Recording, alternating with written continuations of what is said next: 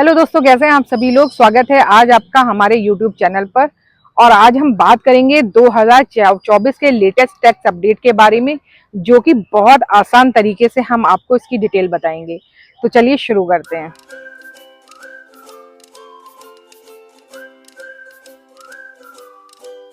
सबसे पहले समझते हैं कि टैक्स क्या है। टैक्स वो राशि है जो हमें सरकार को देनी होती है ताकि वो देश के विकास और नागरिक की सुविधाओं के लिए उसे उपयोग में ला सके। अब हम बात करते हैं 2024 में आने वाले नए टैक्स नियमों की। इस साल सरकार ने हमारी कुछ महत्वपूर्ण बदलाव किए हैं, जिन्हें जानना हमारे लिए सभी के लिए बहुत जरूरी है। दोस्तों, पहला बदलाव इनकम टैक्स सिलेबस में आया है। 2024 में जो नया सिलेबस आया है वो कुछ इस तरह से है। 2.5 लाख तक की आय पर कोई टैक्स नहीं है।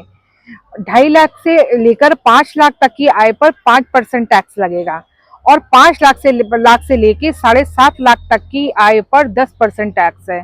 इसी तरह अगर हम देखें तो 7.5 लाख से लेकर 10 लाख तक की आय पे 15% टैक्स है।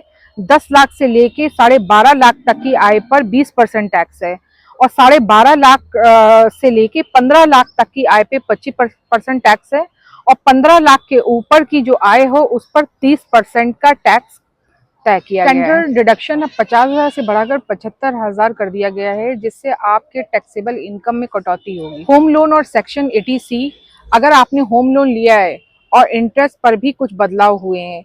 इसके अलावा जो सेक्शन 80C के तहत आपको 1.5 लाख तक की छूट भी मिलती है, जिसमें PPF, NSC और LIC शामिल है। इम्पोर्टेंट क्वेश्चन के इनकम टैक्स फाइल कैसे किया जाए, कैसे भरा जाए। इसके लिए सबसे पहले फॉर्म 16 और डॉक्यूमेंट तैयार करें।